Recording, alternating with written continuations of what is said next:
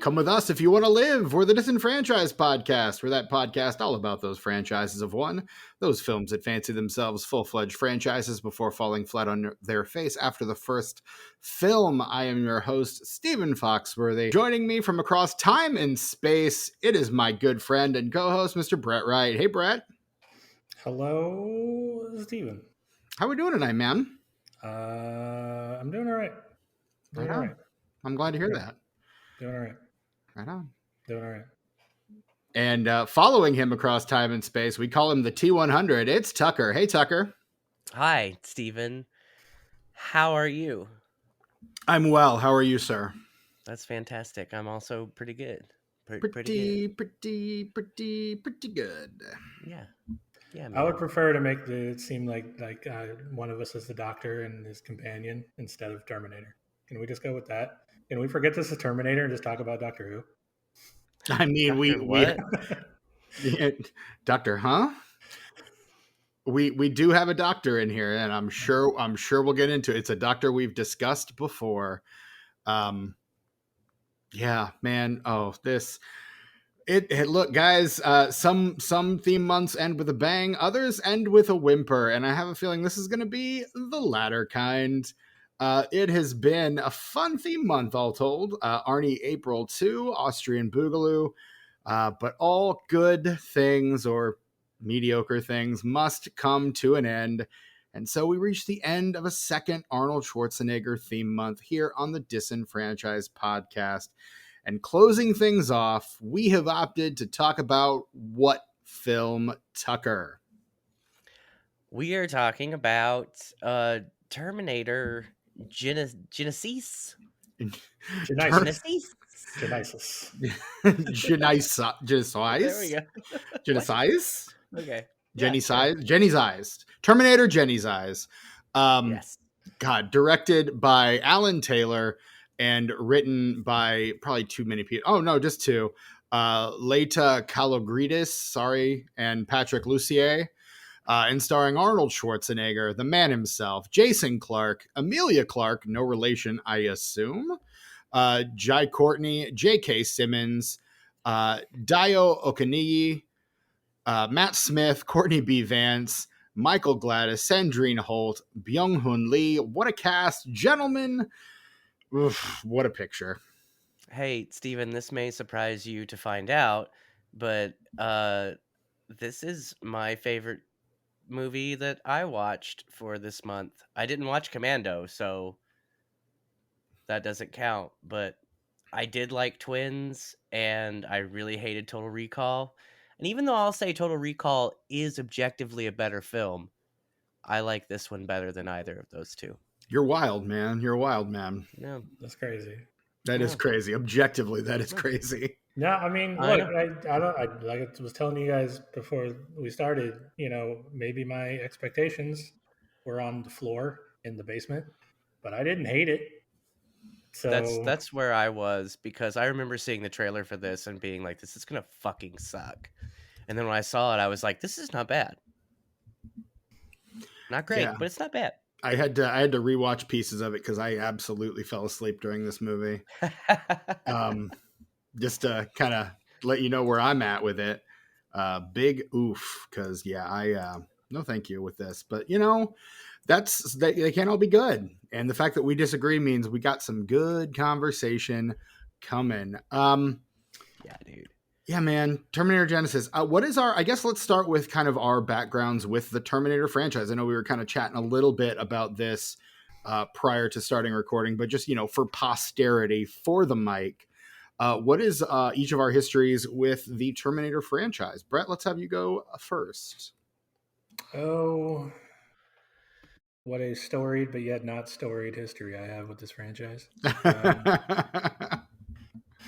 I mean, I loved 1 and 2. They were great. 3 was okay. Then I don't remember if there was the 4th movie before the TV series. Which one came first? I can check that out here. Give me a moment. Well, you keep going. I'll find that. I think Salvation came first, but I could be wrong. I feel like they came out really close, though. Yeah, and I feel like it was one of them that made me, because I mean, you know me, I'm very much a stickler for continuity, and Yeah, that's true. um, they just chucked that right out the window with this franchise, and Boy, howdy. Yeah. they seem to uh, retcon continuity every single time a new one comes out, Yep. which which is why we're able to talk about this movie, I suppose. Yeah. Um, Well, Because literally everything after the third movie is an attempt to reboot the franchise. and I And think so all of those count. Each and every one of them count. I think whether the films are good or bad, I mean, I think that's a thing that you can totally do with time travel movies, though. Mhm. Time travel movies lend themselves to like alternate franchise timelines more than like horror films do, honestly. sure, and I don't know. I feel like maybe they I don't know when they got around to this. Like I don't know when they started. I don't know if they've been mentioning alternate timelines. I mean, this is the first movie I recall them mentioning things happening in alternate timelines. Um, I mean, it's the first movie kind of, well, no, I guess the third would be the start of the alternate timeline thing because that's when we get, oh, but Skynet anyway, after we've already, staved off Judgment Day. And so after that, it's all just kind of alternate timelines on alternate timelines on alternate timelines. well, I got the well, no. See, I think the third one is all about how no matter what they couldn't stop it. It wasn't really that was the twist and conceit of the third one. um, which I thought was an interesting idea. Um, but then I guess they felt they wrote themselves into a corner at that point. Um, Well, and I think it's less writing themselves into a corner as it is just the thing not being as big a hit as they want it to be, it not working as well as they expect it to. And so they go back to the drawing board and try again, and then that doesn't work, and it's diminishing returns all down the line from that point forward. oh yeah, just because it gets to be a convoluted mess. I mean, you can't keep restarting over and over again, but like it's confusing. Like, is this a sequel? Is it not a sequel? I understand this is supposed to be trying to reboot the franchise, but I can totally see movie audiences having no idea what the hell's going on. Mm-hmm. Is this supposed to be a sequel or is it not a sequel? What's going on? Well, I think Exactly. I don't know. I think even if you have a base knowledge of the franchise, even like a peripheral knowledge of it, you can get what's going on here because this is essentially a remake of the timeline of the first three films, except because a main thing has changed, it kind of streamlines through it. Does that make sense? Uh, It kind of reminds me of the Friday the I, 13th remake because it I, kind of squishes like three movies into one. yeah, I understand what you're saying, but no, not at all. Okay. Okay. Because All right.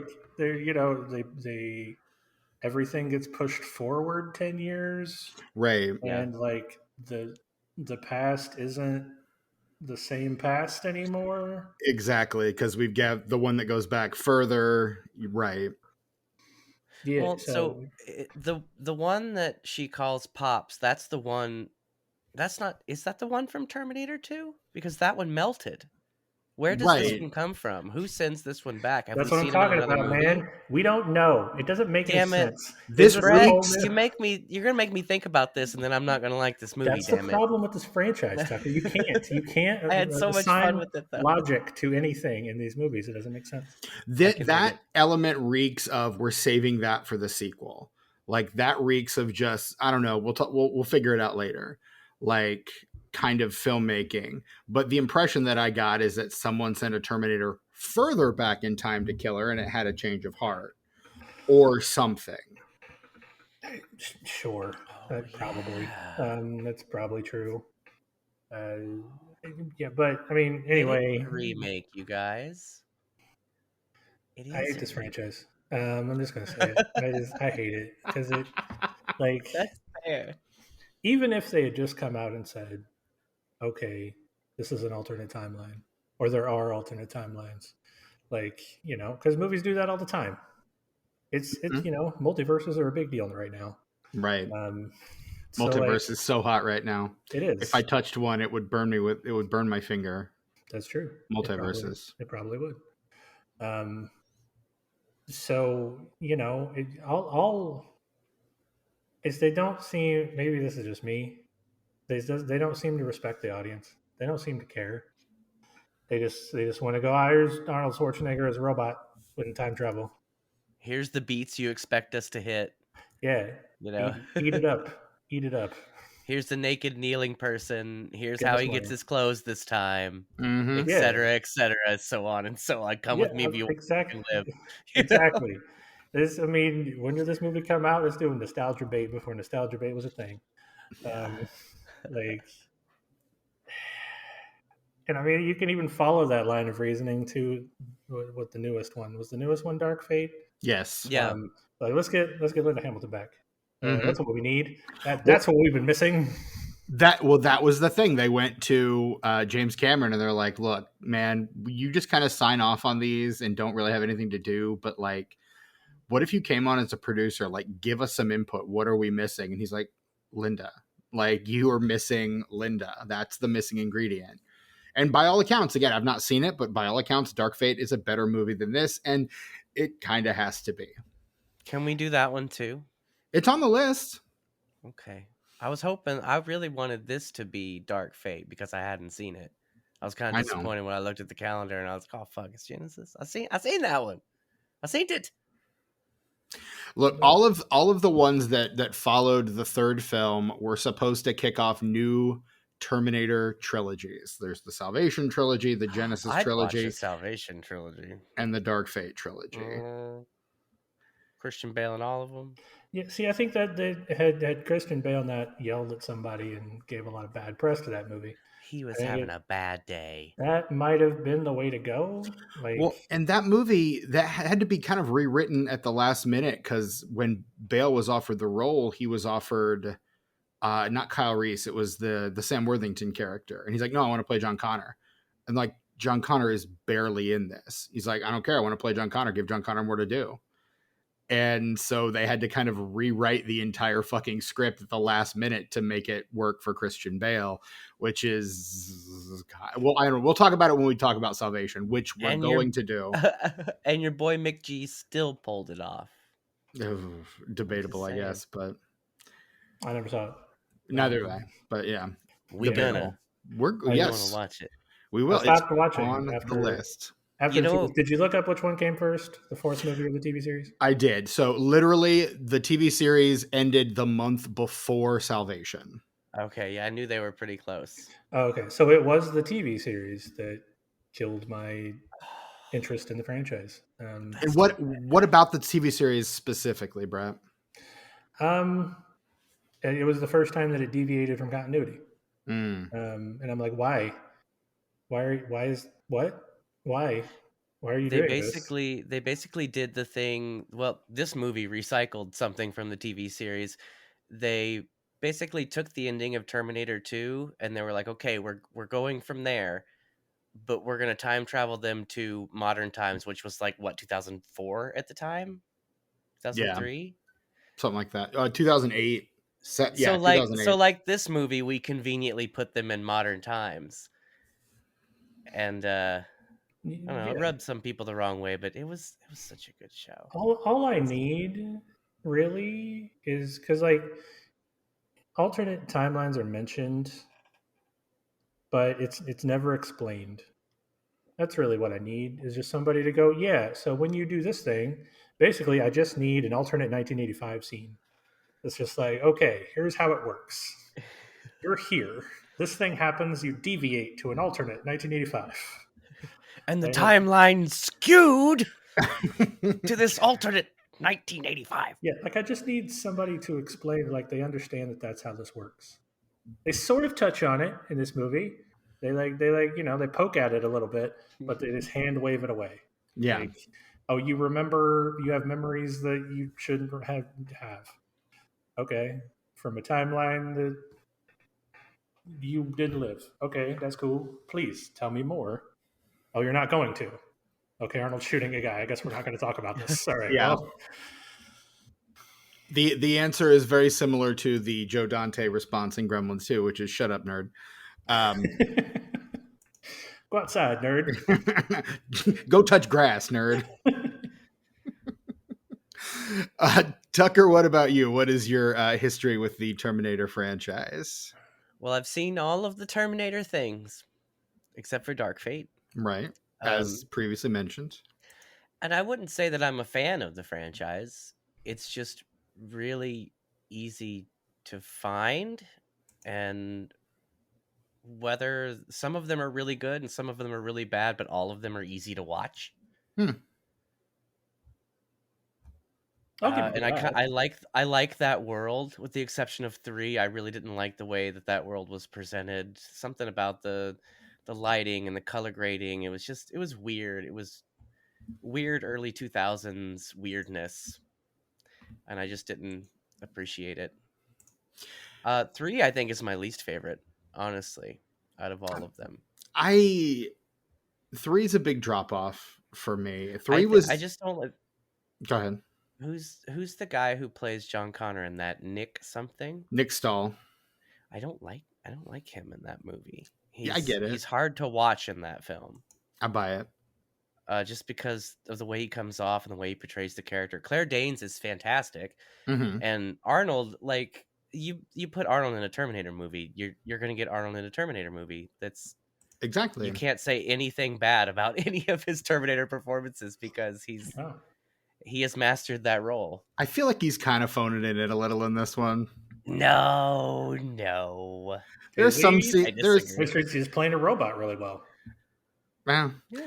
I don't know. There's some moments where I'm just like, dude, really? This okay? All right, fine. You're Arnold, whatever. But yeah, he gets the Arnold pass. Yeah, I know what I'm doing.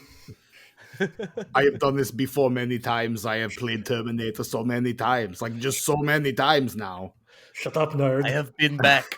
And I'm back again. And look, if you do another one of these, guess what? You put enough money on the table, I will be back for that too. I don't know when he became Russian now. Shut up. That Eastern Bloc all bleeds together for me. That was Arnold in a tracksuit. There, we better? Is that better? That did it. I loved the first 2 Terminators growing up. And so much so that when the 3rd one came out, I was really excited. I went to the theaters to see it. I did too. I was kind of like, my exact reaction. Yeah, I was like, it's fine. Way below expectations, but okay, I guess. That's right. What I'll say about it. Yeah. And right, like compared to the other 2, like the first one is great. The second one is damn near perfect. 3 is a B movie compared to the other 2. Correct. And like I mean in quality. Right. And then you get and so when the 4th one, like the TV show came out and I watched a couple episodes and I thought it was fine. It just like wasn't for me. Like I think I missed an episode and then just like it's one of those things where you miss an episode and the continuity is thrown off. You don't know what's happening anymore, so you don't go back to it. And then you realize you're fine. That was the Sarah Connor Chronicles for me. You must not have DVR'd it. That's what it was. I don't know that I had a DVR. I was about to say the old days when if you missed an episode, you had to wait God knows how long to see it again. Right, until it was released on DVD. I was a server at that time, so like I was working nights, like any night, whatever. So I had to have that DVR, else I missed my shows, man. Even back then, I had to watch my shows. Man. I had to watch your stories. I can't miss my shows. Stories, dude. But and then all the buzz around the 4th one, I just didn't like. I liked the concept, but I didn't really care to watch. So I just kind of stopped watching after the show. Didn't really go revisit anything, but kind of knew enough about them to know this is like it. Every movie after it is trying to reboot the franchise and does so by muddying the waters somehow further. I expected the most recent one, Dark Fate, to kind of clear things up, and I'm told that in some ways it does, but like I never went and saw it because I never really cared that much. So that's kind of, I don't know, my history with the Terminator. I like the first two. I will watch over and over again. I think the first two are perfect. If the franchise had ended after two, perfect franchise. But producers got to make money. Everyone's got to make money. So yeah, that didn't happen. No, something I really appreciated about this film, speaking of the first two, is when they were in 1984, they did a very good job of lighting and color grading and shooting it like the original Terminator. And they weren't Yeah. there for very long, but I thought that For was that like very reason. that alley was dirty, dude. It was it looked like it was on film. Thought I was watching it on film. It You looked weren't, good. but you I thought you know, were. but it looked real good is what I'm saying. Like that's the kind of fan service I like, where it's not like oh, look at there's the thing and he said the thing. It's more like make it look like a thing. Make it be something that's like secondary that I have to kind of notice, you know. Right. Like, And I who could we appreciate make that. say, come with me if you want to live in this movie? Right? Who hasn't said it yet? Let's look at the board. Okay. All right, Sarah Connor hasn't said it yet. Let's fucking do it. How has she not said it yet? I guess it's her turn this movie. How have we overlooked this? Oh, and I will say, when I went to Universal Studios as a child, I absolutely caught T2 3D Battle Across Time. Yes. That's so good. One of the all-time great 3D like performance, I don't know, what do you like, theme park attractions of all It's time. a 4D experience. Sure. Is what it is. Much like Honey, I Shrunk the Audience. Yeah, Back to the Future, the ride. Oh yeah, that one was good too. But you can go and find the videos from those rides on YouTube. Yeah. It's not the same. Not the same. Well, no, but I mean, you can't ride the ride anymore. So No. Right. If you go to Japan, you can still ride Back to the Future. It's still at Universal Studios in Japan. So let's go, guys. Family trip. Let's go. Have they not taken that out yet? I thought they were on the precipice of taking that out. No, dude. It's the only one still standing and operational. He says Also, confidently, having not researched it in years. So Universal in Japan, you go around Halloween, they usually always have some sort of Resident Evil attraction. Oh, I'll bet that's fun. The last few years, they've had like a walkthrough haunted house where they give you like a light gun style shotgun. Oh, fun. And they keeps your score and stuff? Yeah, except it's like live actors and not like... That's fantastic. Stuff. Yeah, it's really cool that you walk through. It's pretty neat. Tucker. It's not like, what? I was wrong? I have bad news. Uh-oh. Universal Studios Japan closed Back to the Future the ride on May 31st, 2016, and it was replaced by 2016. Wow. So out of the loop. Do you know what it was replaced by? It's gonna hurt. I know it's probably gonna hurt. It's gonna hurt. It's SpongeBob. I'd say worse. Spidgebib. Despicable Me, Minion Mayhem. Okay. Whatever. The other two were replaced at least by the Simpsons ride, like the one in Florida and the one in Hollywood. But cool. Yeah, no. Doc Brown shows up in that ride, though. He did. Mm-hmm. Just like what's his face shows up in the Jurassic Park ride. Hammond, Dr. Hammond, in the Universal Jurassic Park ride. Yeah, he did. They changed that though. I'm sure they did after he passed. It's Jurassic World now. They have changed the theme. I mean, some of it's still there, but I'm sure that drop at the end the first time I rode that motherfucker. Ooh-wee. A T-Rex is gonna straight up eat me. What? Have I ever told the story of me riding that ride for the first time on No, Mike? Please tell us right now. My ex and I went with some friends to Universal, and they were a couple of her friends, and one of them was just like, "Oh my gosh, let's sit at the front of the ride on Jurassic Park." And we're like, "We don't really want to get wet." And she's like, "We're not going to get wet. I promise you, we're not going to get wet at all. Like we might get a little damp. Like it's fine. We will not get wet." We're like, "We better not get wet because we're going to be really pissed if we get wet." And sure enough, we go on the ride. One of the Dilophosaurs spits right in my ex's friend's face, which I thought was hilarious. Not the friend that was like, we can't get wet, the other one. And so we go, we hit, there's the T-Rex. Oh my God. We go straight down and just water starts flying everywhere. And we both scream, I cannot believe. Like we're just screaming at her. We're screaming her name as we go over the cliff, and then we're of course drenched for the rest of the fucking day. It was like the first thing we did when we got to the park, and so we're drenched for the rest of the fucking day. Don't sit on the front of the Jurassic Park ride if you don't want to be drenched for the fucking day. Or if you don't want to have a good story, Steven, you wouldn't have this story if you didn't get wet as fuck that day. It's a good story. I wouldn't, but you know what? I would have been a lot more comfortable that day. But that was then. This is now. The story's more important. You could have spent like anywhere from $5 to $10 to get in like a massive like person dryer. You just literally walk in and they just shoot air at you from all sides. But all of our money was soaking wet and wouldn't be taken by the machine. Wow. Poppycock. I Bingo. wish. Dino DNA. But we're here to talk about the Terminators. See, that's what I want. I want like a Predator style Terminator movie. Yeah, like I mean, just a bunch of Terminators fighting each other. Why don't we have Predator versus Terminator? Why don't we have Alien versus Predator versus Terminator versus RoboCop? Thank you. What the fuck? Why not? And Batman's there too. Because for some reason. Yeah. Well, he's fought the Predator and he's fought the Terminator. I don't know if he's done Alien. No, Superman or did. RoboCop. Superman was the one that fought Alien. Okay. The Xenomorphs. Okay. The Xenomorphs also fought Stormwatch as well.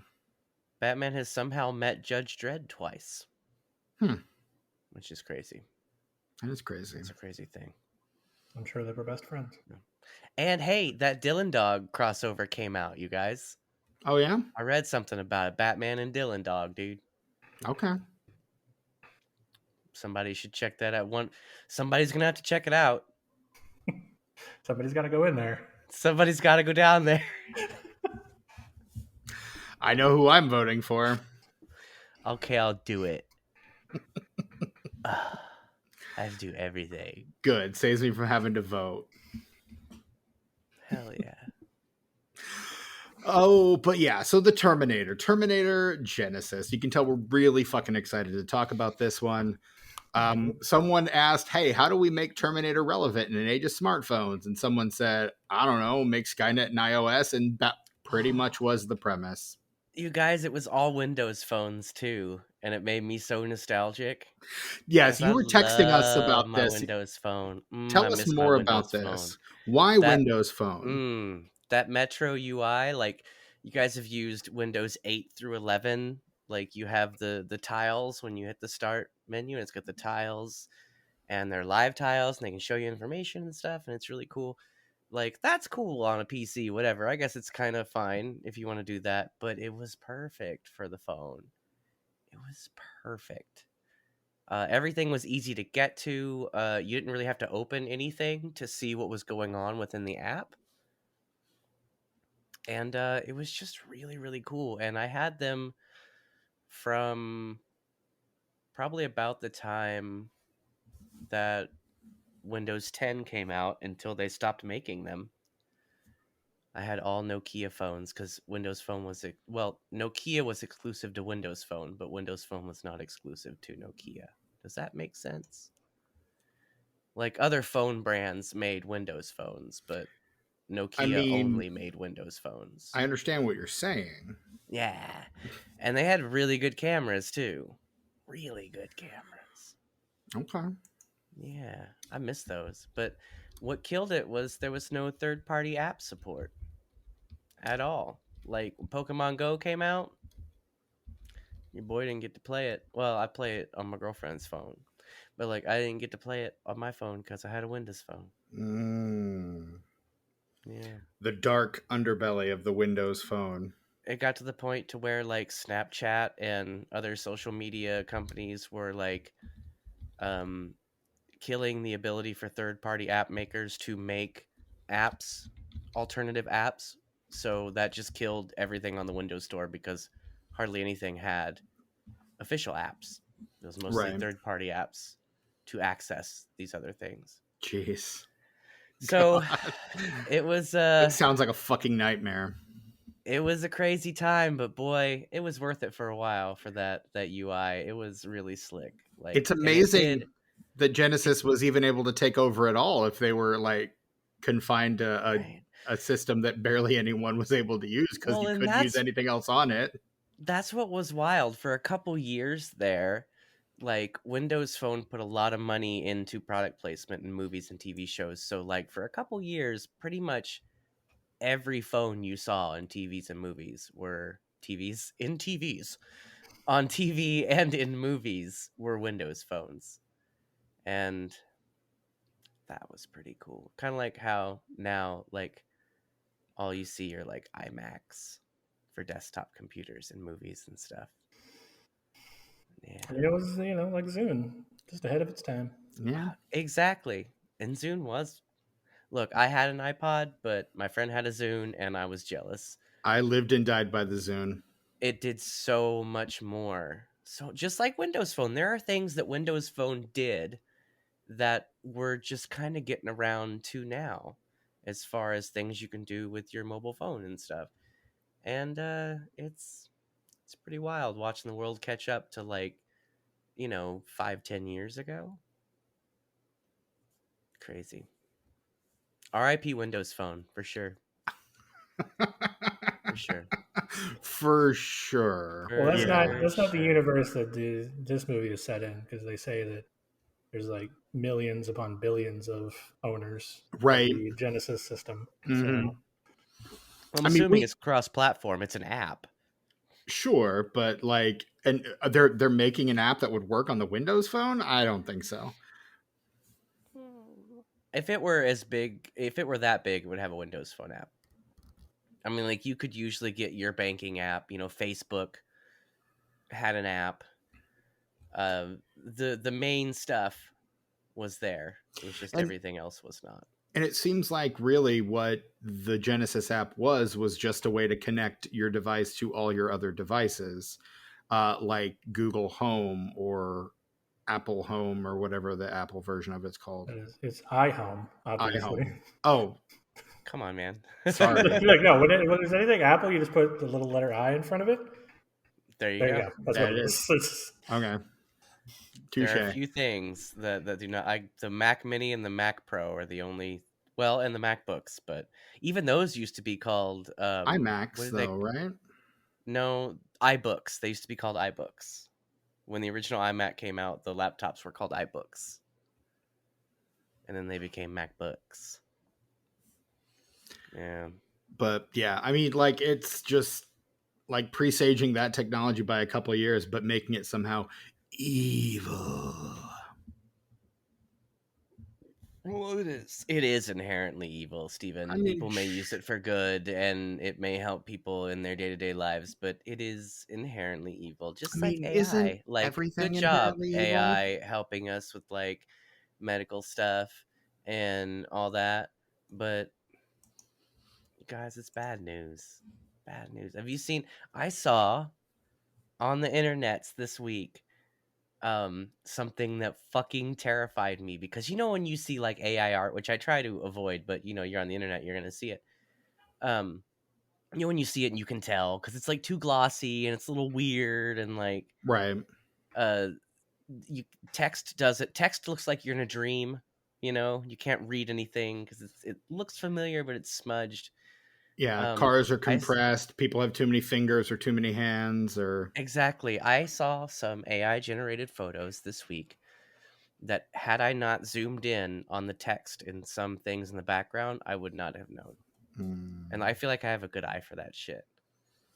Nope, don't like that. And that, like, I straight up gasped. You got like multiple with every photo. I was like, "Oh Jesus!" Oh, yeah. It was really frightening. Just the implications, man. Cool. Yeah, I Cool hate guy. AI. Look, And science our fiction, voices our voices are all over the internet, you guys. Yep. There's Mhm. so much of our voice on the internet. Correct. If anybody wanted to get one of the three of us, Don't give them fucking ideas, you asshole. easy peasy lemon squeezy. No, man, it's scary as fuck, dude. Science fiction has been like warning us for decades about AI. This fucking franchise has been warning us Right? for decades about AI, and we're It's just the main argument. It's like T2, you guys. Come on, T2. have we not seen the Terminators? Like, What we've an been idiot. making these since '84. Like, did you not watch this? And it's fucking tech bros who are more concerned with whether or not they can. They don't stop and think about whether or not they should. Didn't watch Jurassic Park either. Like, Well, no, they watched all that shit. It's just like they keep getting paid a lot. So it's like, oh, it's bad for the world, sure, but I'll be dead in 50 years. So, like, whatevs. mm-hmm. Yeah, just not listening to Dr. Ian Malcolm, but instead idolizing John Hammond. Yeah, Yes. that's it. And you spare no expense, but God, at what Spare no cost? expense. But God, at what cost?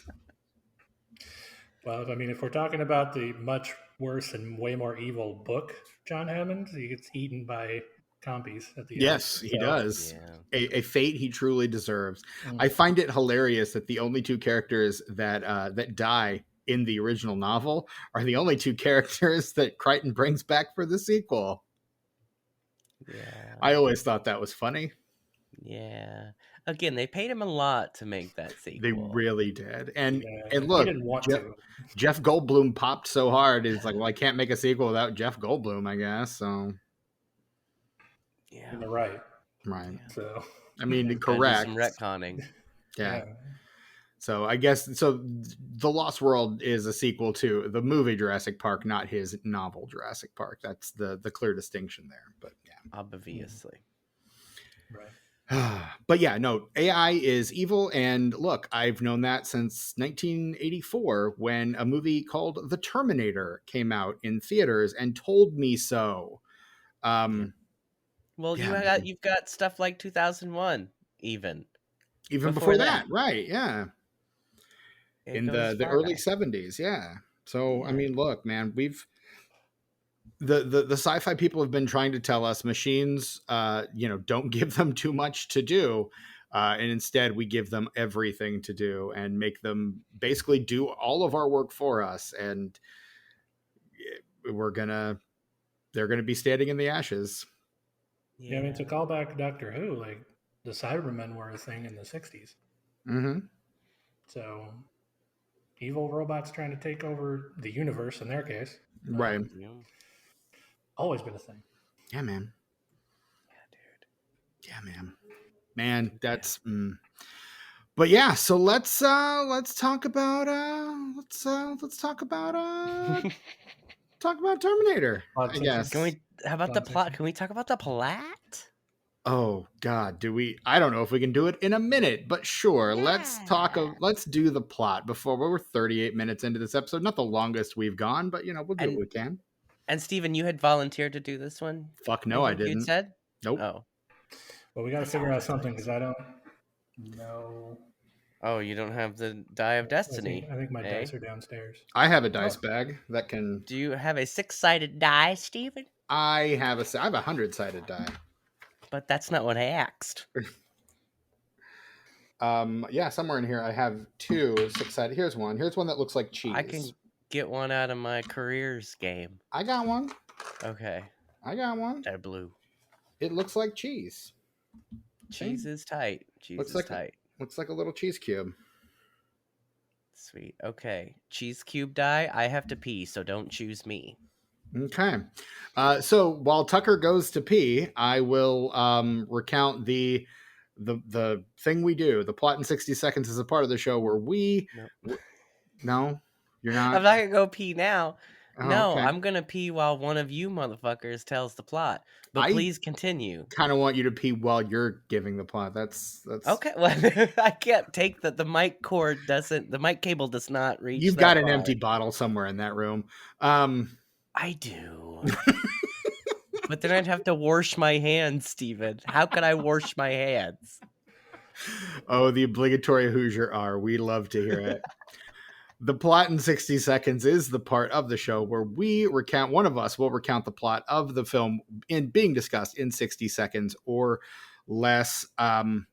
Usually we do that at the behest of the D6 of Destiny or the Coin of Justice. Today, we're using the Cheese Cube die, which is also six-sided. I believe and also valid. And also valid for our purposes. I believe I am 1 and 2. Brett is 3 and 4, and Tucker is 5 and 6. I believe so. Is that what we Sure. decided? All right, let's roll this motherfucker. Tukey needs a new pair of shoes. Motherfuck, it's 1. Ha Crit Bye, fail. ladies. Crit fail. I have legitimately never seen Snake Eyes rolled more than when we adopted the D6 of Destiny. Like that that die motherfucking hates me. I like it. I mean, there's no logic there because I mean, the most common numbers rolled on a six-sided die are mine. I know. So I don't know how. I mean, that's why we went with mine because we never seem to roll mine. So I'm like, okay, I'll take the most common ones. I still barely have to do this. I know, and I have to do it all the fucking time. Speaking of which, you gonna put 60 seconds on the clock for me or not? Oh, yeah, sorry. Tucker ran off. Tucker is literally in the bathroom. Rambling about odds, you know. Like I mean, yeah. Well, and I mean, the Han Solo in me is like never tell me the odds, but then that's a very small part of me because I am nothing like Han Solo. So I'm gonna need to pull up because you better believe I watched this movie 3 hours ago and don't remember it at all. You let me know when you're ready. I mean, it's not extremely memorable. It's not. Yeah, I mean, I guess. All right, you can begin now. So yeah, John Connor is fighting a future war. He saves little baby Kyle Reese, and Kyle Reese grows up and worships him, and he sends him back in time to save his mom because they just sent a Terminator back. Meanwhile, there's already a Terminator there, and Sarah Connor knows all about Terminators, and Kyle's like, I'm supposed to tell you that, and she's like, tough, I already know. And so they do some shit, and they end up going forward in time to 2017 for some reason somehow because they need to stop the next Skynet thing, which is apparently called Genisys, and John Connor is there somehow for some reason, and yeah, I bet there is. And this is probably right around the part where I fell asleep. So yeah, John Connor's there. He's like an advanced Terminator. He's made of like nanobots. And it turns out that Skynet, played by Matt Smith, the doctor, attacked him in the future and like turned him into a robot. And so now he's here to make sure that Genisys, which is really Skynet, goes live. And then they fight a whole bunch, and eventually everything gets fixed, and they go back to 1984, but Genisys is still around. Steven, that actor who played Skynet, he was Doctor Who? Exactly. Okay. The 11th one, to be exact. Right. Cool. All right. You guys, there's a weird thing with this movie because I think the last time I watched this movie was in a different timeline, because I remember the John Connor reveal as being like a super advanced nanobot Terminator being way later in the movie. I remember it being like a twist almost. It didn't feel like a twist this time. It didn't feel like a twist to anybody who saw the movie because they put it in the fucking marketing. It's on the fucking poster. I just remember the first time I saw it. I've only seen this twice. I saw it when I saw it, and I saw it yesterday. And I just remember the first time it felt like it happened way later in the movie, and it was more of a surprise. I mean, that would have probably been a better move on their part. It would have been cool if they he was part of their team for a while and was like secretly sabotaging them or some shit. That would be bad. Would have been nice. Would have been cool. Would have been a better way to do that twist. Right. Yeah. Probably. The foreshadowing, would have been better foreshadowing had it not happened like 5 minutes after the foreshadowing happens. And they're like, oh, John Connor's here. 5 minutes later. Oh, also he's a Terminator. Well, it says he has a line about you never know until it's too late. Right. They're already too close to you, whatever the hell he says. Yeah. They're like, oh, that's foreshadowing. I bet he's a Terminator. Mm-hmm.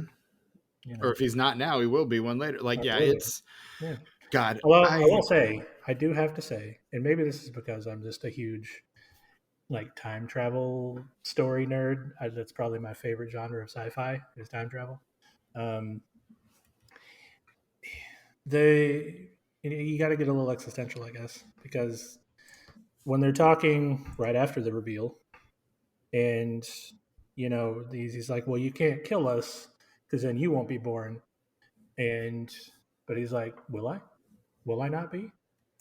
And like there's that, like, you're thinking alternate timelines, and the line about like, do you hear that? That's the dice rolling. And then he started like, he tries to kill them. That was a really cool line. Like, I thought it was really cool in It's terms of like like in a time travel story perspective. Right. It's like in Bill and Ted's Excellent Adventure when he closes his eyes and he's like, remember a trash can. Yes. And then the Right? trash can with Wild Stallion's rule painted on it falls on his dad's head. So he obviously remembered it. And in that scene, it's like, well, you're here, dummy. So, like, obviously you didn't kill those mofos. Right. Like, you can wax philosophical about it all you want, but the fact is, you are still here. Yeah.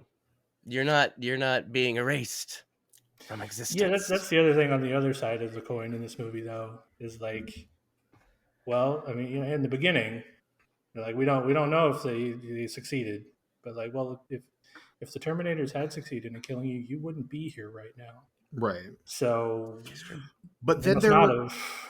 Right. And I think there are like a couple of different like time travel logic rules at play here, because things change, but like the characters still end up in the same positions, and like the 1984 is different, but now Kyle isn't born into the Judgment Day world. He's born into our world, and Judgment Day is still several years off. Like, he gets Judgment Day as a present for his like 8th birthday or some shit. That's what I'm fucking talking about. No, that's what I'm saying. Yeah, they try to do different time travel logics in the same franchise, and you can't do that. I agree. It murkies the water. And this, I mean, I remember when I was teaching, and this probably would have been probably right around the time the show was out.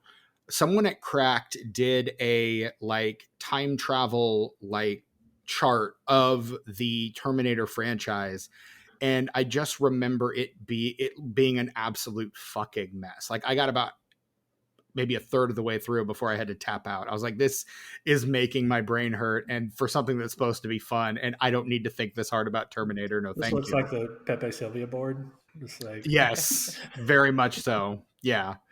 But it's that kind of, I mean, it's that kind of franchise in that with after the first two movies, people seem considerably less concerned with continuity writ large, which I know is like one of your major, like, just bees in your bonnet, Brett. Like, that just really, as the lore continuity guy, I know that pisses you right the fuck off. So for sure, it's no wonder to me that you hate this franchise. Like, as you said at the beginning, because this franchise doesn't care about those things that matter most to you, continuity and lore. Like, oh, there's lore out the wazoo, but none of it's grounded to anything.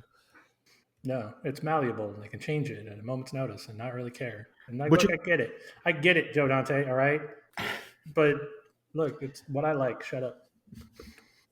Shut up, nerd. Go outside, nerd. Shut up, nerd. Is Walton Goggins great? Can we just talk about how great Walton Goggins is for a second? He's really great. He is great. Fallout. Fallout. Haven't seen it. He's great in Invincible, and he's great in Righteous Gemstones. And love him in Righteous Gemstones. Love him in S.H.I.E.L.D. Yeah, he's incredible. I've heard he's really good in that Timothy Olyphant series that they did together. Justified. That's the one. I got about 2 episodes into that, and I was like, "This is 2003 for me." I think I got the first season under my belt, and I liked it. I mean, it wasn't bad. It wasn't bad. It's just it was like pre-Breaking Bad, but post Twin Peaks. So like it was trying to figure out what it wanted to do. Mm-hmm. I don't know. People love that show, but it just kind of they brought it back. People love it that much. Yeah, no, they had a whole season like last year. I remember Michael Chiklis stood up for Walton Goggins on the S.H.I.E.L.D. Like, they didn't want Walton Goggins for the S.H.I.E.L.D. And he's like, look, he's in this or we all walk. And they're like, all right, fine, he's in it. I think they were going to like kill him off within like the first couple episodes. And he's like, fuck no, you're not. This guy's incredible. And sure enough. Yeah, so I'll talk about Fallout more on What Are We Watching, but go check it out. Walton Goggins and that is great, even covered in makeup, which he's only having makeup for like half the series. They do a lot of flashbacks. Because flashbacks, yeah. Yeah. It is great. Fantastic.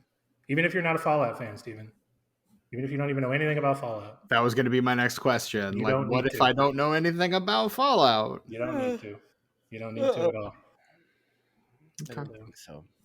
All right. So yeah, like, I don't know what. Fuck this movie. I don't want to talk about it anymore. Oh, oops! I got distracted. Oh no! I got off on a tangent. Oh no! Oopsies. No, like the rules are incomprehensible. Do not make sense. I think about half this cast is. I like this cast, but I don't like them in this movie. I think they are completely miscast in this movie. I think your main gal there that's playing Sarah Connor, the dragon lady. No, thank you. She kept slipping into a British accent. You guys heard that, right? Every once in a while. Oh yeah. She's just like one little word, but it stuck out so much. It's like, you guys, you didn't want to do another take of that, you guys? Like, right. I know we're on schedule, but like, meanwhile, Matt Smith doing the worst American accent. Please don't ever, please. And sir, look, I don't like Jai Courtney. I don't like him really as an actor. Like, I'm let's sure he's a talk great Jai man, Courtney. but I don't really like. I'd say most of the stuff he's in. Let's please talk about him so I can find something that I do like him in. Hollywood has been trying to make Jai Courtney happen since 2005. He wasn't the guy in the RoboCop remake, was he? Who was that guy? No, that is what's that? It's the other guy in Suicide Squad. I was gonna say he could have played this role too, like just about the same, pretty much. No, they were both in the Suicide Squad. It's or they were actually, both of them were in both movies. Joel Kinnaman is who you're thinking of. He was good in RoboCop remake, though. I'm not saying he's bad. I'm just saying I get them mixed up all the fucking time. But but that's the thing, is there's this, like, Hollywood been trying to make him happen for years and years. It's that, like, you're of a certain age, you're attractive enough in the same way that like 10 other guys are attractive. So it's basically like you 10 guys in a race for every role in Hollywood at any given time. Like, the other guy they wanted for Kyle Reese was Garrett Hedlund, who's very much of that look, but I would say Garrett Hedlund, better actor. Garrett Hedlund. Now you're going to make me fucking look up Garrett Hedlund. Oh, damn. Oh no, another tangent. Oopsies. What are we doing? No. Oh no. It's all tangents. Garrett Hedlund, he was in Four Brothers, Friday Night Lights, Troy, Aragon, future episode of this podcast, Aragon, Tron Legacy, Inside Llewyn Davis. Oh, who was he in that? Garrett Hedlund in Inside Llewyn Davis was... pull up Inside Llewyn Davis. He was Johnny Five. That guy? Yeah.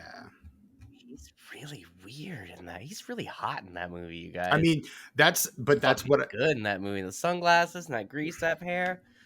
Ooh wee. That's what I fucking mean, though. It's like not like a it's like what attractive else is he enough. In? What were we saying he was in? I want to see more stuff with him because he was really interesting in Inside Llewyn Davis. Every time I watch that movie, I'm like, oh, I should see what else he's in, then I always forget. Three future episodes of this podcast. Nice. Four Brothers, Aragon, and Death Sentence. All future episodes of this podcast. So we'll get a chance to talk about it. If we can find a fourth, then hey, maybe we do a Garrett Hedlund theme month just for you. Well, he's in a Coen Brothers movie, so there's a lot of people they bring in that like are really great in Coen Brothers movies, but for some reason they don't hit in that, so they're still relegated to B-movie stuff. Like that kid who plays Bud, the vegetarian zombie in Day of the Dead.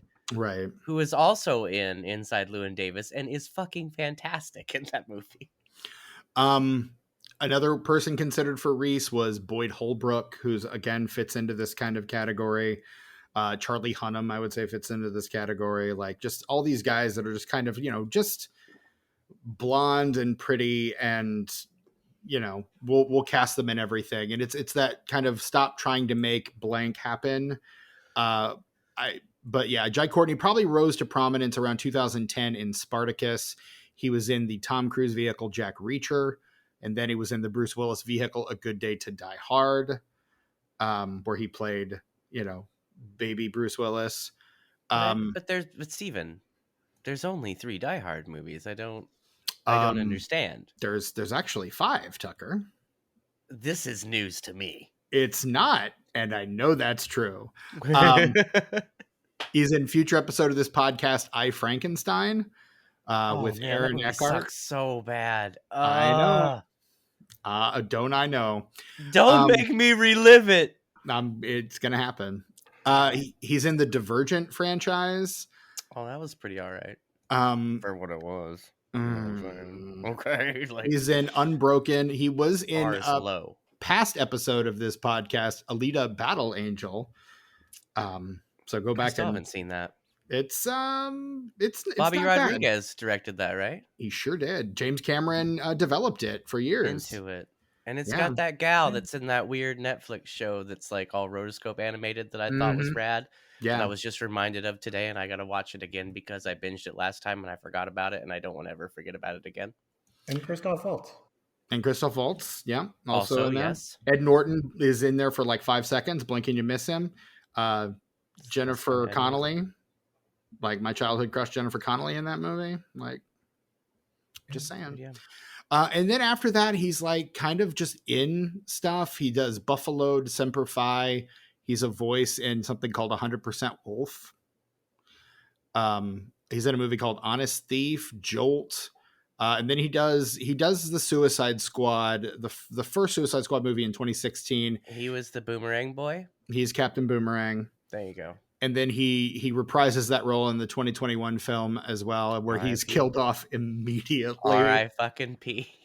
Like the deaths in that opening scene are really kind of funny and satisfying for me. Like but also sad at the same time. Like kind of with that whole with that film and with the Peacemaker series, he's really kind of. It's uncharted territory. Like no one's ever made something so disgusting and gory and violent, but also like kind of introspective. That's the magic of James Gunn. Like he do be doing that sometimes. He do be doing that. He do though sometimes. So like, but he's just kind of one of those guys that Hollywood's just trying to make happen around this time, like trying to push uphill. And he happens to get the role of Kyle Reese, despite looking nothing like Michael Biehn. That's the thing I liked about the first movie is Michael Bihn's just this kind of everyman and like this scrawny dude. This you believe that he was raised in like a future where robots are taking over everything. And Jai Courtney is like jacked as shit. Like he's like, well, he could have played a Terminator in 1984 looking like that. What are we fucking doing? Like, though, Dragon Lady, I think she's a good approximation for the look, kind of the body style, and even her face is, you could see those two characters being related. I mean, they're the same character, but you know what I mean? It's a visual replacement. It's not too off-putting. But it feels like they were only going for a look and nothing else. Because I like just her style and what she does is very different from what I want out of Sarah Connor. I agree. She had some moments. I don't think that she phoned it in. I think she was really trying. I just don't think it is a role that she is very well suited for. Agreed. In my opinion. No, I'm absolutely with you on that front. Like, just no, thank you. But yeah, I mean, we've talked to Emilia Clarke before. We talked about her in Solo, the Star Wars story. Trying to think if there's probably nothing else, right? He said, hopefully. Nothing else as yet, unless we decide we need to talk about Secret Invasion, which the less said about that, the better, I suppose. But yeah. The lowest of the low points for the MCU. Right. And I mean, at this point, like her, like, I don't know, people turned on her character in that last season of Game of Thrones did her character so dirty that I don't think people are like as excited when she shows up in things these days as they used to be. So yeah, which is kind of a bummer. I like her in other things. Like I thought she was fine in Solo, a Star Wars story. She's good. If She's good memory and serves, stuff. I've not seen that movie since we watched it for this podcast, so maybe I would rewatch it and change my mind. But in my recollection, but like, I loved her in the first few seasons of Game of Thrones that I saw too. But yeah, just no. Who is good in this movie? J.K. Simmons is fantastic Oh, in this When's he movie. I bad? love his character. When's he bad? Look, not only is he fantastic in this movie, but I think he's the best character in this movie. And I think originally he was supposed to have a lot more to do with it because his character kind of ties everything together, but we just kind of check in with him every once in a while. And honestly, I'd really rather him be the main character, honestly. Yes. That would have been fucking fantastic to have that point of view through the entire film. One thing that these movies, that these kind of Lego sequel things or these long gestating sequels tend to do that really irks me is they, particularly like when we get several like installments deep in a franchise, is they're very beholden to the original thing, the original idea, as opposed to exploring different things set in that world. And potentially like bringing those together maybe at a later point. But I feel like getting rid of the Sarah Connor, getting rid of the Kyle Reese, the John Connor of it all, and just focusing on a badass movie with killer robots, maybe one starring J.K. Simmons as this character would be really fun. Yeah, I agree. And we need a change of perspective because we've seen it, with the exception of Salvation. Pretty much everything is Sarah Connor or John Connor or Kyle Reese. Well, Kyle Reese and John Connor also both in Salvation too. So yeah. Yeah, but that's kind of that's you haven't seen it, so I understand. But it's a little wider of a story than that. It's character focused, but it's a pretty broad. Never mind. We'll talk about it when we cover it. I can't wait. It's the only Terminator I own on physical media. Oh, that's wild. That is fucking wild. You're a wild man. Terminator Salvation is really good. As a part of a franchise, it's pretty all right. But as a movie, just on its own, boy, it fucking blew my socks off. Okay. Yeah. Okay. Yeah. Yeah. No. J.K. Simmons. When's he bad? Like, I don't think ever. I can't think of anything.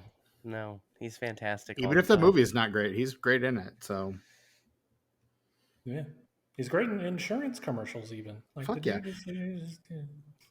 Do you guys know his like very famous voice role that he's played for decades? Yes. He is the voice of the Peanut M&M. Oh yeah, I was trying to think of it. You just said it anyway. What's his nuts is one of them too. Billy West. Yes, I was gonna say Ren and Stimpy, Futurama. Thank you.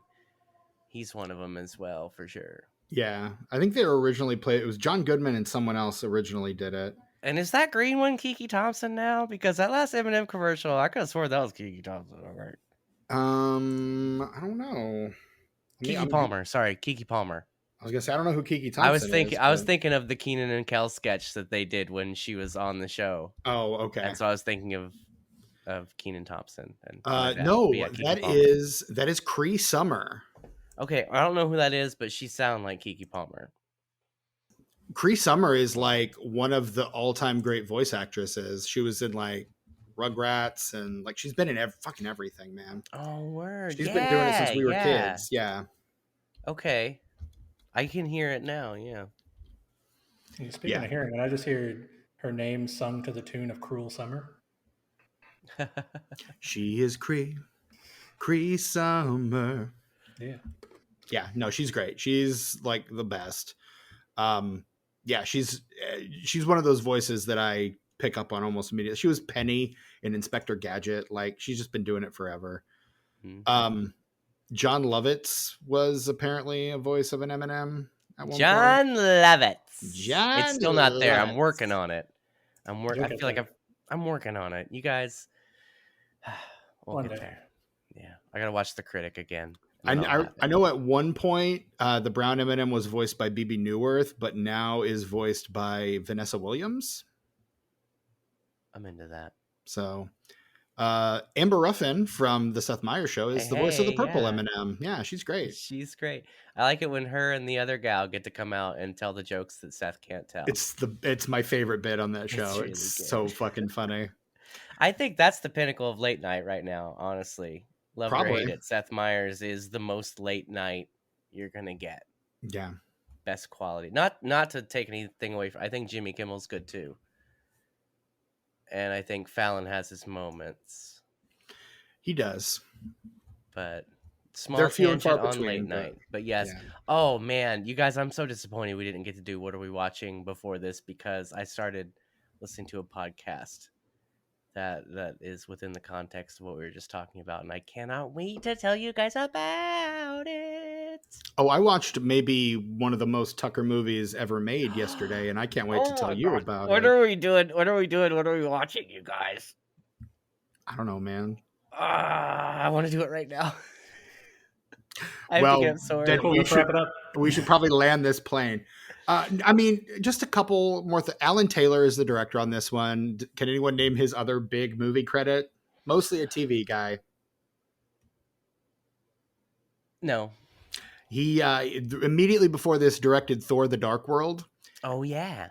And between that movie and this one, it pretty much broke him. And I don't think he'll ever make another. Well, he did make The Many Saints of Newark, but that's basically a TV movie.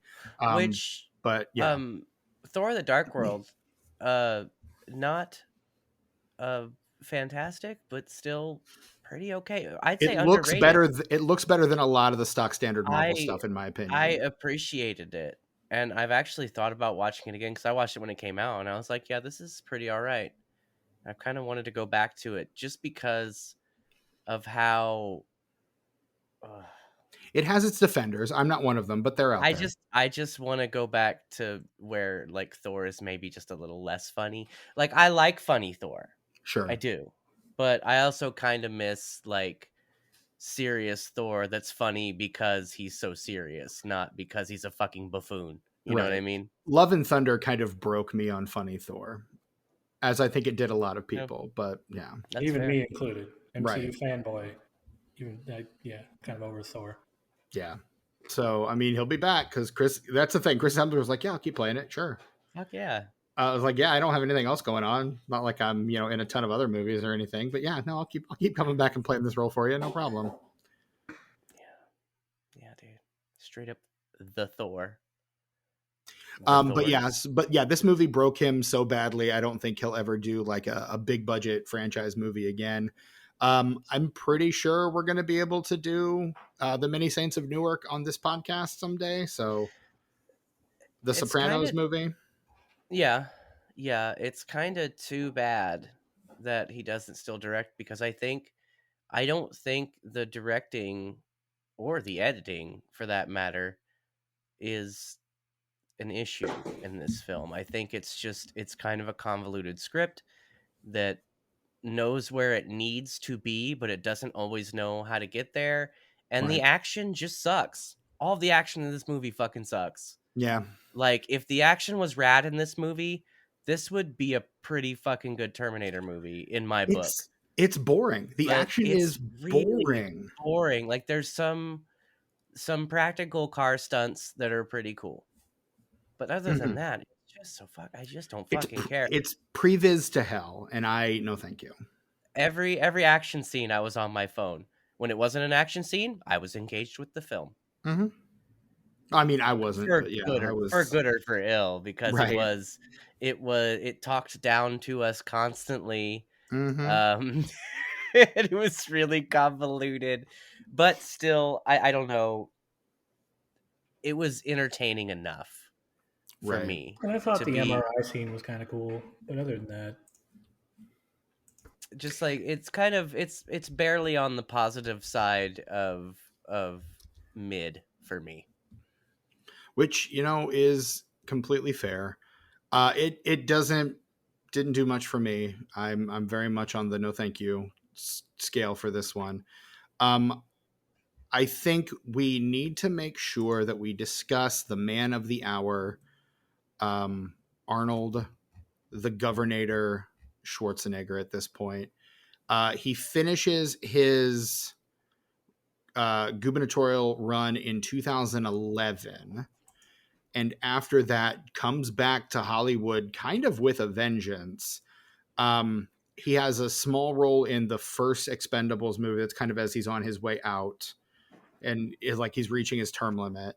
He does Expendables 2 in 2012, something called The Last Stand, which I think is the movie he makes with Johnny Knoxville in 2013. Mm-hmm. Escape Plan, the movie he makes with Sly, also in 2013. Sabotage in 2014.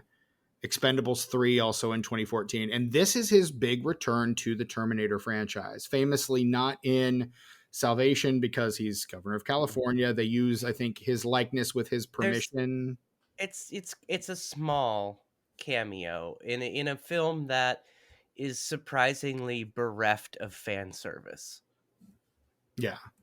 But like, yeah, I think I read somewhere that they do use his likeness. Like he gave permission for them to like do a CGI model of him or something. That Terminator is a version of that Terminator is in that film briefly. Right. Yes. Yeah. So, I mean, he's there, but he's not. So this is like him fully coming back to the franchise as Pops or Guardian. He's credited as Guardian, but everyone just calls him Pops the whole movie.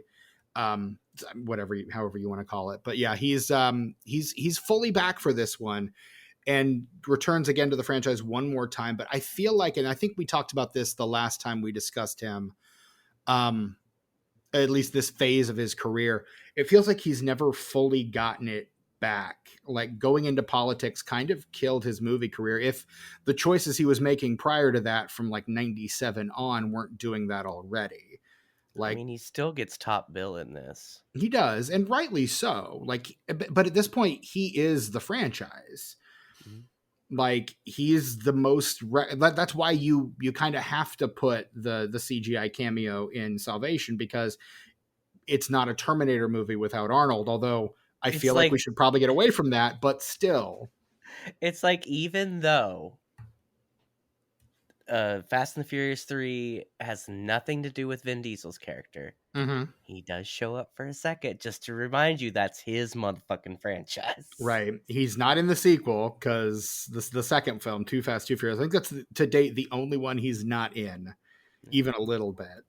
Some would say it's the worst. I disagree, but I have some wild takes on that franchise, a franchise neither of you have ever seen. I've seen the first 3. Okay. And I've seen the first one. There you go. Classic. You got to stick it out to 5, man. 5 will get you back on board and re-energized. I'm just saying. Or you know what? Fuck the first 4. Just start with 5. That's a bold statement, Steven. I'm just saying. 5 is the movie that will make you go, this is kind of fun, and I kind of want to know what all this is about. Yeah, but I mean, like, we've been harping on how much I love continuity and lore. You think I'm going to start in the middle of a franchise? Are you out of your mind? Right. I'm just saying, dude. Here's the thing. That is a franchise that time jumps all over the place. Not a time travel franchise, but though they make those movies pretty out of it's. I think 1. The order is like 1, 2, 4, 5, 6, 3. Oh yeah, because 7. That one character that dies in 3 is like in a whole bunch of them after that. Yes, he is. And then so 3 takes place later. Like way far in the timeline somehow. I know about. I've heard about this. I've seen this, Steven. I've heard about this. You know this? You heard about this? I have seen this. I have, yes. Yeah, but no, it's a fucking fun franchise. I haven't seen the 10th one yet. I've told it's very bad, which is why I've kind of been holding off. But yeah.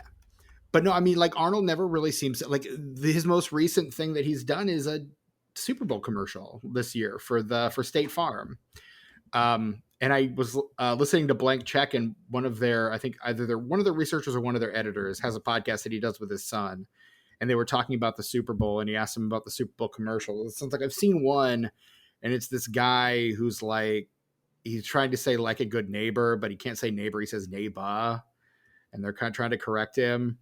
And he's like, well, who is this guy? And he's like, I don't know. He's this big guy. And Son's trying to explain him, and it's not working. So he goes, I'm going to look this up. And he says, you know who this is? This is Arnold Schwarzenegger. And his son's like, I don't know who that is. He's like, this is like one of the most famous people of my lifetime, of my childhood. And you have no context for him whatsoever. And that's kind of what he feels like now. Like none of the movies that he's done have really latched on in the way that his stuff from his output from the 80s really did, and which is kind of a bummer for him because I would love to see Arnie make a big comeback. I would too, but also all of his older shit is so enduring. It's think good. that even more generations of fans are going to be introduced to it, and whether he does anything prolific from now forward, he's still got that vast catalog of straight up stone cold fucking classics. He does, but I want him to get one last good one. Maybe he will. Maybe he'll be in Scorsese's next film. Oh, that would be so cool.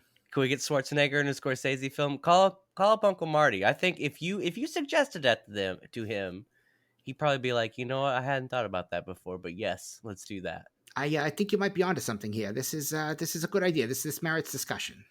Yeah, that's what he'd say. God, that would be amazing. Yeah, this is Arnold. Terminator Genisys comes out, opens wide July 1st. Opens wide July 1st, 2015.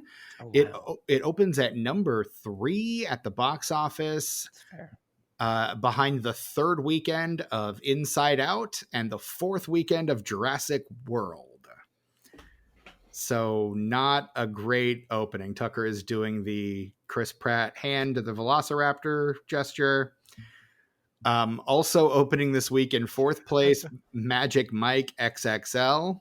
Cool. And in 5th place, Ted 2.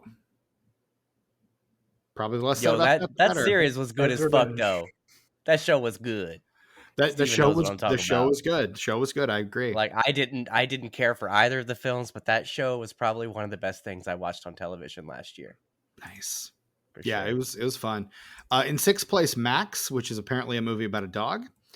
Okay. In 7th place, Spy with an exclamation point. Future episode of this podcast. That's Melissa McCarthy, Jason Statham, and Jude Law. Oh yeah, I saw that. That was it was okay. You watching it for the pod? Don't make me do it. I don't know. The way you guys tend to respond to women in comedy, I don't know. What? Wow. Are you kidding? Hold on. Wait Yo, look, I historically favor women in the arts over men. Dude, just because I don't like Melissa McCarthy and don't find her funny whatsoever does not mean I think that all women in comedy are bad. Far from it. I don't know. We did do that Spy Who Dumped Me episode, and you guys were both pretty shitty on that one. I thought it was really funny. Hey, I love Kate McKinnon, though. We both agreed that we really enjoyed Kate McKinnon in that movie. What are you talking about? And look, I do. There are things that I like Melissa McCarthy in. I think she is inherently funny. It's just a lot of the things that she's in, I do not have any interest in. And I would probably absolutely loathe Ghostbusters 2016 had she not been in it. Like, she's the saving grace of that movie. I tend to agree on that one. Which is not to say that I dislike any of the performers in that movie. Just, I don't think they had a good script or good direction, which is unfortunately what you need for a Ghostbusters movie. It's a fucking shame because they wasted a fantastic... Like, those gals could have really done something, I think. You had a lot of talent in that fucking room, man. Fuck yeah. Yeah. Agreed. One just need to go read the comics with those characters in it. You can see what those well-written versions of those characters are like. Now I gotta buy them comics. I don't like the art style, but I'm gonna buy them now. If you're telling me they did those gals justice, I'm into it. They do a pretty good job. I've read a lot of those comics. You guys got the trades. You want to borrow the trades? Who's got? I don't have the trades. I libraried those mofos. Yeah. Steven read them online, I think, right? Fuck. Oh yeah, that's right. Something. And I don't know what happened to my Ghostbusters comic collection. It disappeared over the course of a few moves. That's why I stopped buying comics, because that's what happens to them, man. Something happens. I'll get 2 or 3 boxes full, bagged and boarded, and then some shit will happen. That's why I pretty much just stick to trades these days. Like, I'll just collect it when it's over. I don't need to the issue that's gonna like put my kid through college because I don't have I kids. I hate that because like they make less money off of the trades, Yeah. and but then again, it's like Marvel and DC are huge corporations now because they're owned by huge corporations now. Mm-hmm. But I still want, like, I don't know, I want to give them more money so that they can fill their big like bottomless pockets, but also maybe pay their employees a little bit more. I don't know. It's like a bad it's a way catch to do a good 22. thing. Like, Yeah. I hate Yeah. it. I hate Look at you sitting capitalism there between a sucks. rock and a hard place. Look at you. Man, I fucking hate capitalism, you guys. It's real bad. Well, so it's either good news or bad news that the IDW Ghostbuster trades are defined. So I They don't know if that's are good hard news or to bad find, news. you say? They are hard to find. I'm sure there's like some digital service I could subscribe to that Oh yeah, probably that they yeah. probably have their own. I don't really have anything to read digital comics on. I've been thinking about getting a Kindle lately. But like one of the ink ones. But then I wouldn't really be able to read comics on that. Fuck.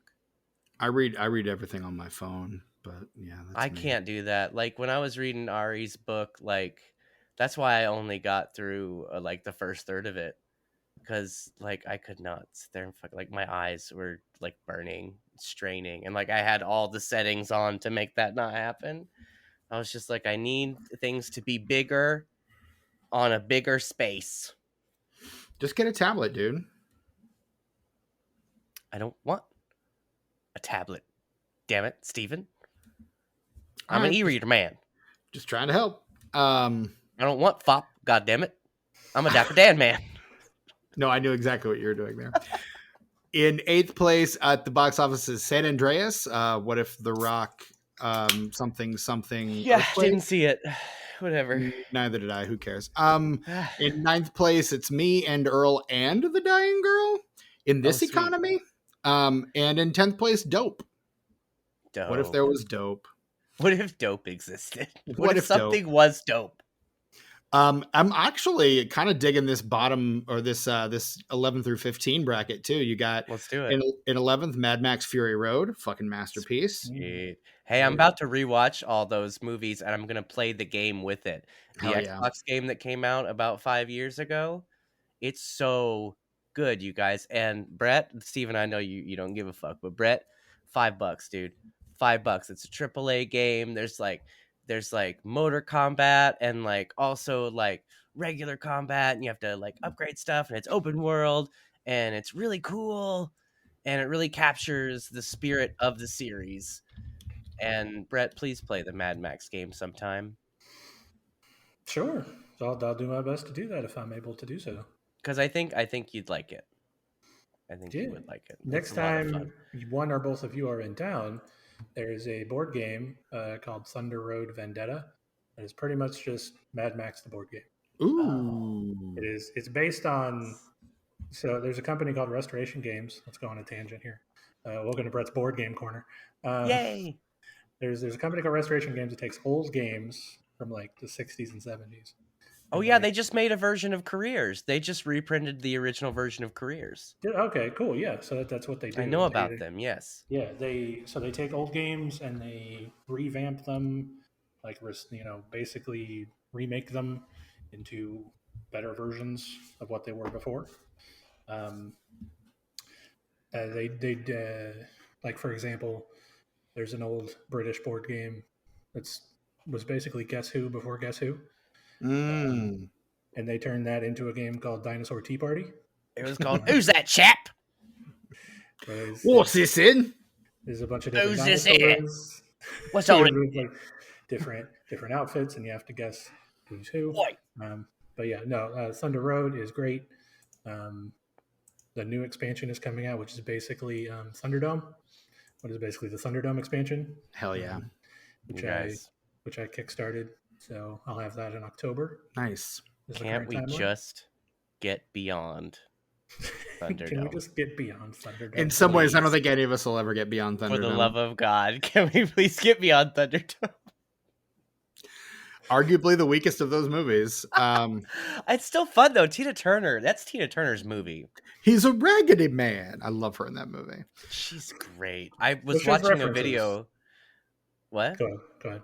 I was watching a video where they were talking about Thunderdome last week, and they said that when they were writing the script, they based the character on Tina Turner, and they couldn't find anybody to play her, so they were like, well, what if we just straight up asked Tina Turner?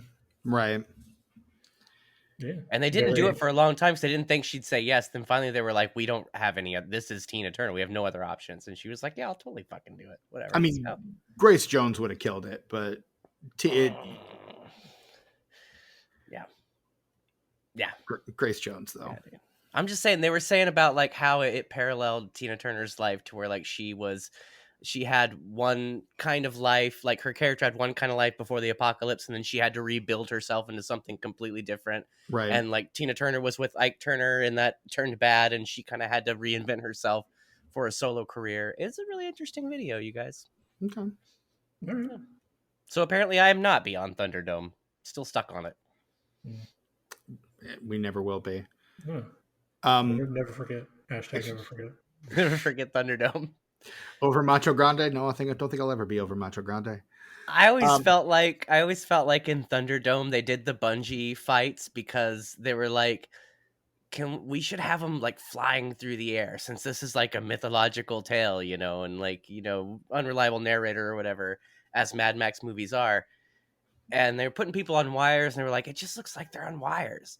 And then George Miller was probably like, well, what if they just like canonically are on wires? Why didn't we just put them on bungees in, mate? Like, why just like, yeah, like, why go to all the trouble? Just put them on bungees, man. I don't know. It's a fun movie. I'm going to do a rewatch soon. I'm going to watch the first 3, and then I'm going to play the game, and then I'm going to watch Fury Road. And hopefully by that time, the new movie will be out, Furiosa. Right, which is coming out next month. Which I'm very excited about. In 12th place, Avengers Age of Ultron. In 13th place, Love and Mercy, which is a fucking great movie. Oh, Paul Dano, my main man. You do love you some Paul Dano. Brian Wilson, my main man. Like, you can't fuck that up. And John Cusack's pretty good too. I think they could have gotten someone better for the role, but I think John Cusack did a serviceable job. Giamatti's also really fucking good in that movie too. He really, he is. He's fucking scary as hell in that movie. Yeah. In 14th place, Pitch Perfect 2, and in 15th, Insidious Chapter 3. Like, what a wild 11 to 15.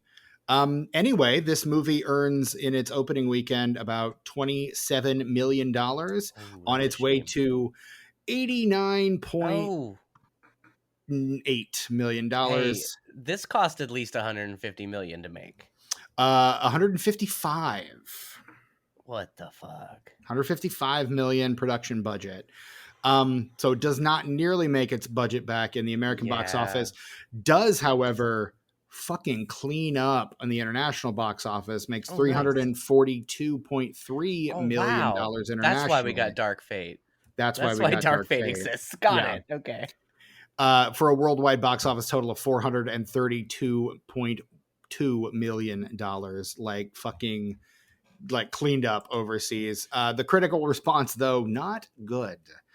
The tomatometer score is a 26%. Oh, I don't think that's fair. The critics' consensus, mired in its muddled mythology, Terminator Genisys is a lurching retread that lacks the thematic depth, conceptual intelligence, or visual thrills that launched this once mighty franchise. I was going to say, where's the lie? I could argue with a little bit of that, but that's mostly fair. Yeah. The Metascore is a 38, generally unfavorable reviews from 41 critics. And the Letterboxd score, Tucker, want to take a stab? I've got it. Okay, I have not looked. I'm going to say this one is, what's my limit? I forget. How many points do I have to go in between? It's like 4, right? Like 0.4? Yeah. I'm going to do 2.8 to 3.2. It's a 2.2. Fuck. Letterboxd. Wow. It's like those subreddits that are dying and nobody gets the point of them anymore, so it's just a bunch of shit posting. Mm-hmm. And then somebody actually posts something relevant and you're like, holy fuck. That's how I feel about this. Like, Letterboxd, really? Okay, I see you, Letterboxd. Okay, all right. Okay. It's cool, whatever. So yeah, out of 5 stars, how are we rating Terminator Genisys? Brett, we'll let you get it started. Look, I gave it a 2.5. It's right in the middle. But look, I'm going to hijack my score to do Brett's video game corner. Do it. Yeah, boy. I'm going to venture over to the corner. My rating doesn't really matter. Let's be honest. No, I mean none of ours do. Let's be very clear on that. Mine is let important. me ask you guys. Do you just want me to cover the Terminator Genisys video games? Yes. Because No. an Oops All video game corner is going to be No, needed for all the Terminator games. Okay, yeah, we're just the one relating to this movie, as Yeah. we have decided that because since it allegedly it fits the format of this podcast, I think we can only do ones related specifically to this film. Right. If our patrons want an Oops All video game corner exclusively about Terminator video games, You can wish in one hand and crap in the other and see which one piles up first. or just let us know and we'll probably make it happen. Yeah, I mean, I'm cool. I would do it anyway. I would do that too. Just there's like 2 games on that list that it would be worth talking about all of them for. Yeah. Is the arcade game one of them? T2 the arcade. The T2 arcade yeah, that's game? one of them. Yeah. Absolutely. Well, all right.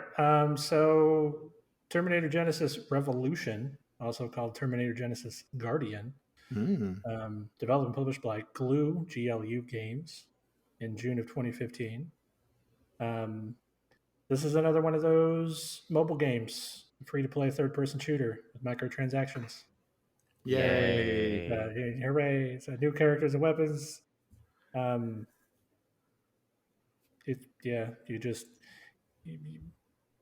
just aim your phone at a screen and shoot Terminators. It's just garbage. Got Hooray! it. What was cool, though, is why I say that, is in select theaters when this movie came out, it had AR technology where you pointed your phone at the screen and shot Terminators. Oh, that sounds fantastic. I love it when people have their phones out during the movie. Well, no, it's before. That's my favorite. It's before the movie when when Maria Menounos tells you to point your phone at the screen. Right, yeah, exactly. Did I ever tell you guys that story when I saw the second Spider-Verse movie and I told those kids to shut the fuck up, and they did? It's like one of my proudest moments. Good for you, man.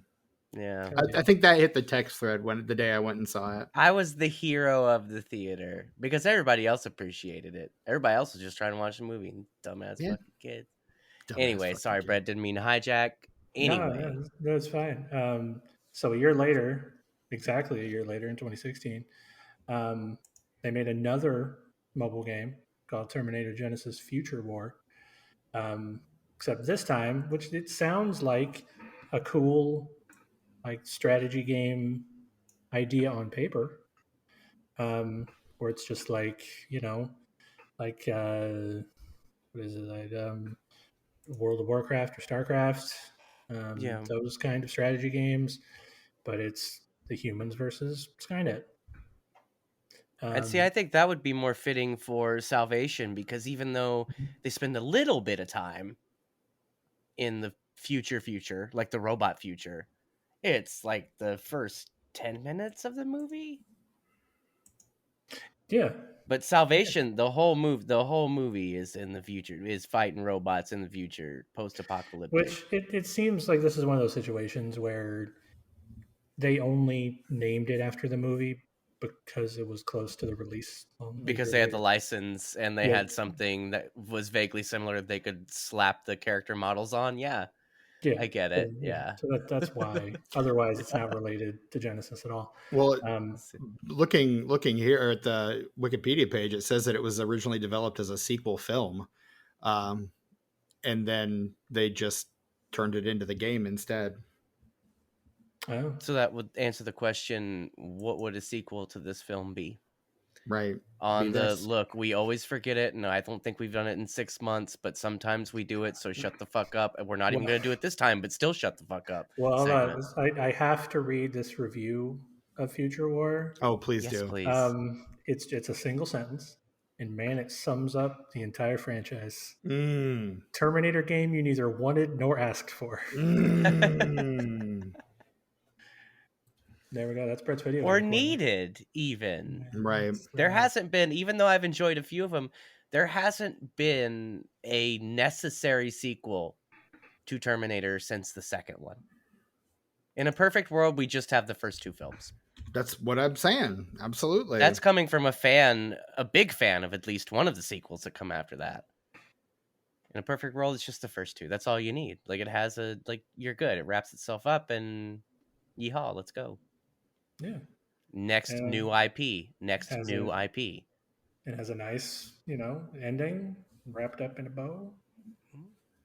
The future is not, the future is not set in stone, blah, blah, blah. It's whatever you make it. Speaking of make it a good one. Sorry. There you go. Yep. It's my 4th Doc Brown this recording, I think. I was waiting for him to finish the line, but he's not gonna, so I'll keep going. I'm not. Sorry. No, it's fine. Tucker, out of 5 stars, how do you rate Terminator Genisys? It's a 2.5. If we do 0.25s, I'd give it a 2.75 because I think overall this film is pretty mediocre, but there are a few bright spots in it that kept me engaged enough to be on the positive side of mediocre. It's a 1.5 for me. Wow. No, thank you. Wowzers, no, McGowzers. It's a big damn no thank you for me. So it's gotta be a no from Steven, dog. Yeah. That's a no for me, dog. Yeah, no thank you. Didn't like it, don't want it, don't need it. But yeah, there it is. That is Arnie April 2, Austrian Boogaloo. Yeah, that's what we got. I was here for half of it. You were. Hey. I mean, you've really not been a regular fixture since it's been a hot minute, dude. So we're back. Two in a row. Like, to what do we owe the honor, really? 2 in the box, ready to go. Yeah, it's Miller time. Yeah. Oh, all right. I've missed this. we all have. There have been so many times in the last year or so, Brett, where I've needed someone to bounce Ghostbuster 2 references off of. Not least of which our Evolution episode. You haven't been there, Brett, but you know what? I'm glad you're here now. Yeah. I mean, honestly, it would probably saved your sanity, Steven, if I'd been there for the Evolution episode. It's been constant Ghostbusters quotes, and that was your episode, though. No, I wouldn't have been miserable. Man, it would have been fine. I know it. And you don't want us exposing ourselves. We're under a judicial restrainment order. That blue thing I got from her.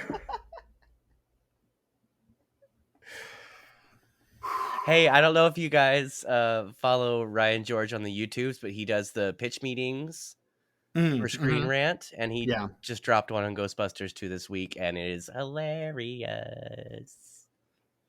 Okay. Right on. I'll have to check that out.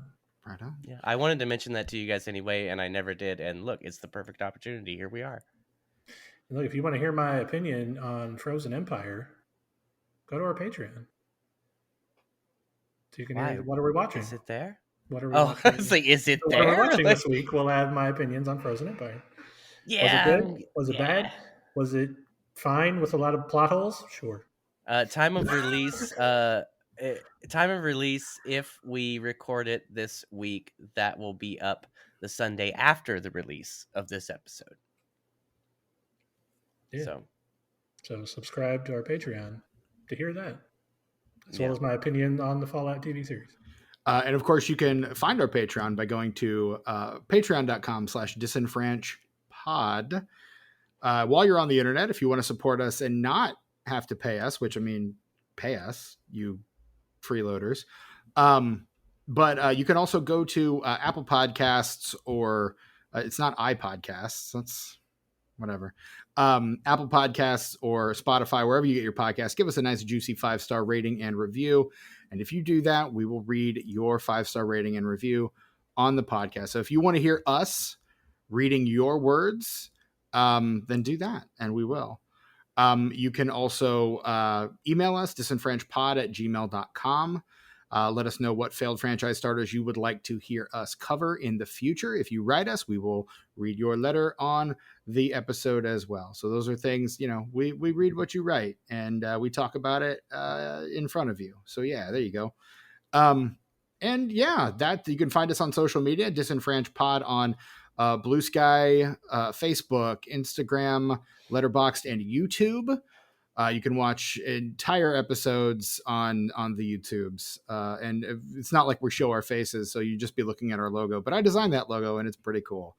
It's pretty rad. I'm your host, Stephen Foxworthy. You can find me on Instagram, Letterboxd, and Blue Sky at Chewy Walrus. Brett, where can we find you on the socials? Yeah, so like I said last episode, I'm done pretending. So you can just find me on Letterboxd. It's sus_warlock. There I you go. update there regularly. Yeah. I'll throw a little because it's easy. Just put a rating on there. Yeah. I don't review anything. Nope. I just throw a rating. Call it a day. There you go. You guys, my Letterboxd, my account got deleted. Probably due to disuse. They sent me I tried to log into my account and they're like, yeah, we just straight up fucking deleted your account. And they won't tell me why. Though when I did enter my password, my phone was like, hey, this password that you're using has been it's been involved in a hack. So don't use that password anymore. So I'm assuming maybe someone hacked my letterbox and maybe sent some spam messages or something.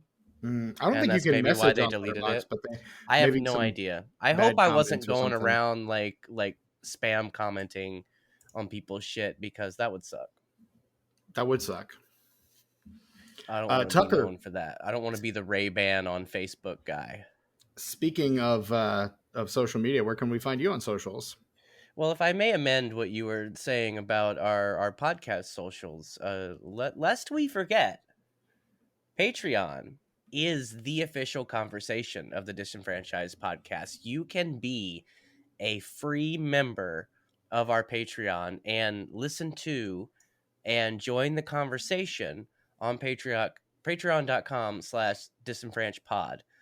We post our main feed episodes there, and though you can listen to it anywhere you want, like Steven said, it's on YouTube, it's on all the podcatchers, including Audible and Amazon and all that stuff. But the official conversation, the one that we interact with as creators, is on Patreon, and you can listen to all the Disenfranchised podcasts from about a couple months ago forward for free on Patreon and engage with our Patreon page without paying us any money.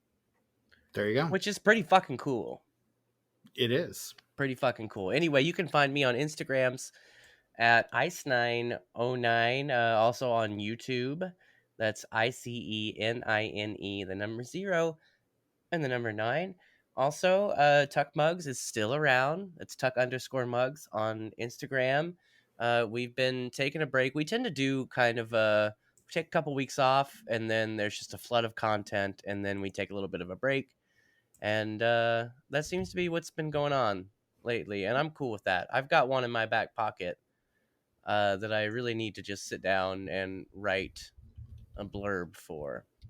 So sometime upcoming, next couple days probably, there'll be something, time of recording or time of release of this episode, whichever one is more convenient. Right on. So yeah, that's me on the social medias. That's where I socialize. And that is our show. That is our episode on Terminator Genisys. So for all of us here at the Disenfranchised podcast, from all of us out here to all of you out there, I'm your host, Stephen Foxworthy, for Tucker, for Brett. Tucker, who has an emphysemic episode right now. Until next time. I'm not well. Until next time, we're gonna drag Tucker out back and just put him down gently. It's probably best. Brett's gonna tell him about the rabbits, and it's just gonna happen slowly. Tell me about the rabbits, George. Good night, everybody.